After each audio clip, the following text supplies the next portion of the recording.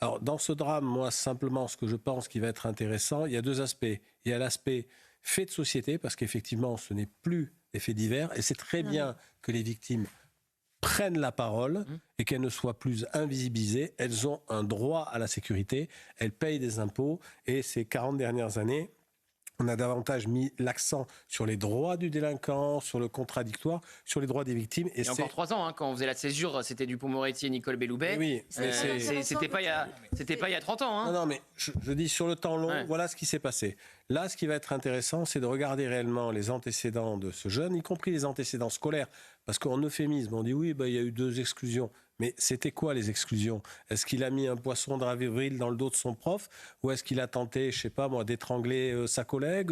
Ou de mettre des coups? Parce que si vous avez des agressions physiques, l'agression physique, dans une civilisation, il faut dire non.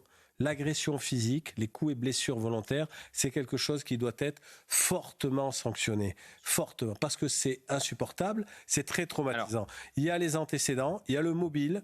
Il va falloir regarder également, est-ce qu'il y a eu une préméditation? Est-ce que c'est elle qui était ciblée? Pourquoi? Ça n'enlève rien au drame, ça n'enlève rien au fait. Mais est-ce que c'est un assassinat? Pourquoi on se trimballe avec un couteau? Qu'est-ce que l'école a fait? Voilà, il y a beaucoup de questions qui relèvent de l'enquête policière avant même d'interpréter la dimension sociétale. Mais ce n'est pas que dans cette école.